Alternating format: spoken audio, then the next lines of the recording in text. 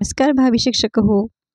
आज व्हिडिओ बनवताना मला खूप आनंद होत आहे, कारण तुम्ही अभ्यासात इंटरेस्ट निर्माण केला आहे आणि याचे कारण आहे की आता टेट एक्झाम लवकरच होणार आहे. ती मे एंड किंवा जूनच्या पहिल्या आठवड्यामध्ये या दरम्यान होणार आहे. त्यामुळे तुम्ही अभ्यासाला लागलेला आहात, ही खूप आनंदाची गोष्ट आहे. तर पहा, हा अभ्यास आता कसा करायचा आणि नेमकेपणा त्याच्यातील जाणून घेऊन आपण स्मार्ट स्टडी केली की आपल्याला काय होईल की अभ्यास आपला चांगला होईल. तर मी तुमच्यासाठी काही एक स्टडी प्लॅन सांगते, त्यानुसार तुम्ही काय करा, अभ्यास करण्याचा प्रयत्न करा, जेणेकरून तुम्हाला कमी वेळेत जास्त ज्ञान अवगत होईल. तर पहा, आता तुम्ही TET पास आहात, याचा अर्थ तुमचा या ठिकाणी कोणता मराठी भाषेचा, इंग्लिश भाषेचा आणि बालमानसशास्त्र व अध्यापनशास्त्र तसेच अंकगणित या विषयांचा अभ्यास बऱ्यापैकी तुमचा झालेलाच आहे. पहा, तर तुम्हाला आता काय करायचं आहे की बुद्धिमत्ता चाचणी, ही जी बुद्धिमत्ता चाचणी 80 गुणासाठी येते, ह्याचा सखोल अभ्यास करायचा आहे. यात बाहेरचे कुठलेही प्रश्न येत नाहीत, त्या सब्जेक्टमधील संबंधितच प्रश्न येतात. त्यामुळे तुम्हाला ह्या बुद्धिमत्तेचा चांगला अभ्यास करायचा आहे, जी आपल्याला TETला नव्हती. तसेच जी के म्हणजे जनरल नॉलेज, हेही 30 मार्काला विचारले जाते, याचाही तुम्हाला अभ्यास करायचा आहे. तर GKसाठी पहा, मी तुम्हाला परवा सांगितलेलेच आहे की तुम्ही काय करायचं आहे, इयत्ता 8वी ते काय करायचं, 12वीची सर्व विषयाची क्रमिक पुस्तके तुम्हाला वाचायची आहेत. पहा, काय करायचं, 8वी ते 12वीची क्रमिक पुस्तके तुम्हाला वाचायची आहेत.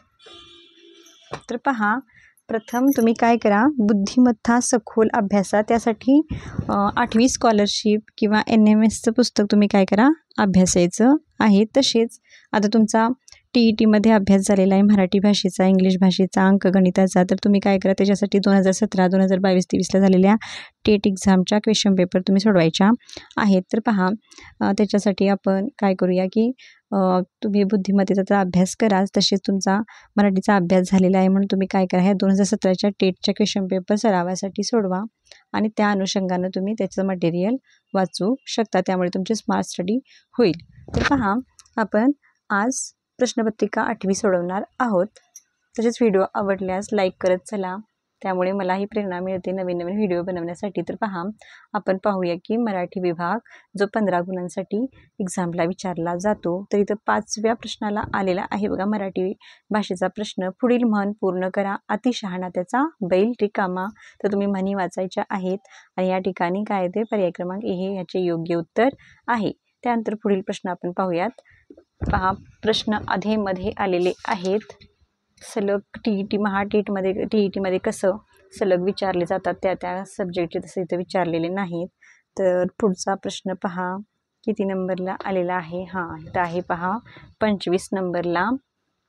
खालील शुद्ध शब्द कोणता, तर वृश्चिक पर्याय क्रमांक C हे याचे योग्य उत्तर आहे. त्यानंतरचा प्रश्न आहे पुण्य या शब्दाचा विरुद्धार्थी शब्द कोणता, तर पुण्याच्या विरुद्ध पाप पर्याय क्रमांक D. त्यानंतरचा प्रश्न बघा, पाहूयात, एक सेकंड, इथे आलेला आहे 48 नंबरला आलेला आहे, खालीलपैकी अशुद्ध वाक्य कोणते, तो गातो, ती गाती, ते गातात यापैकी नाही. तर अशुद्ध वाक्य ओळखायचं आहे. तो गातो हे शुद्ध वाक्य आहे.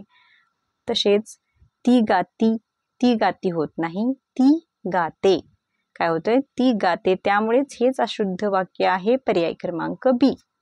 त्यानंतरचा प्रश्न पहा, किती नंबरला आलेला आहे पाहूयात.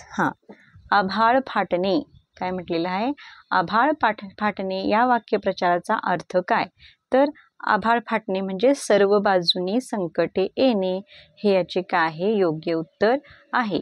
त्यानंतरचा प्रश्न पहा, 81 नंबरला आलेला आहे, पत्नी या शब्दाचा समानार्थी शब्द कोणता, आणि पत्नी या समानार्थी काय, भार्या, बायको, कांता वरील सर्व म्हणजे याचं पर्याय क्रमांक डी हे योग्य उत्तर येणार आहे.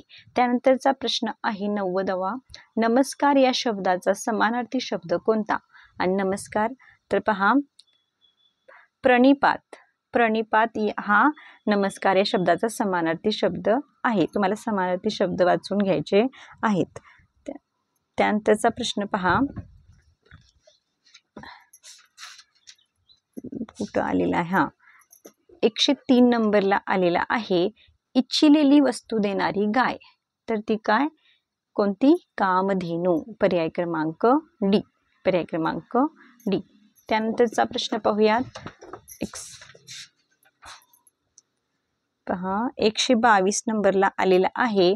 खालीलपैकी शुद्ध वाक्य कोणते? खालीलपैकी शुद्ध वाक्य कोणते? पर्याय आहेत. त्याने निरोप धाडला, त्याने निरोप पाठवला, त्याने निरोप ठेवला.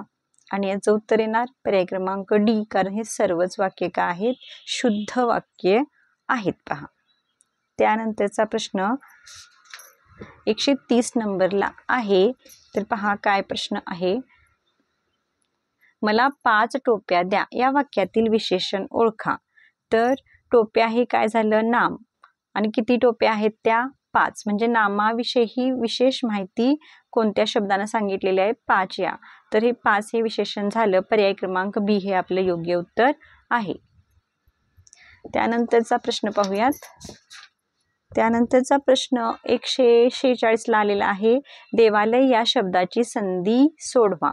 देव अधिक आलय बरोबर देवालय. पर्याय क्रमांक डी हे ह्याचे योग्य उत्तर आहे.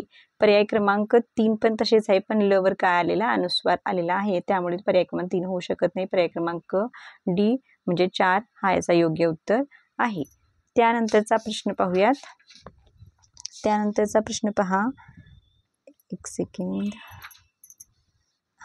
खालीलपैकी अशुद्ध वाक्य कोणते? 185 नंबरला आहे बघा प्रश्न. खालीलपैकी काय आहे? अशुद्ध वाक्य कोणते? एक सेकंड. वाक्य कसे आहेत पहा. खालीलपैकी अशुद्ध शब्द कोणता?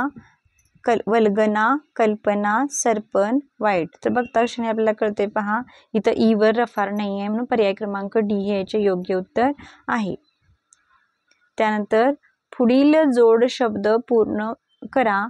डॅश डॅश मंगळ. तर टंगळ मंगळ म्हणजेच पर्याय क्रमांक ए हे याचे योग्य उत्तर आहे. अशा प्रकारे आपण आज प्रश्नपत्रिका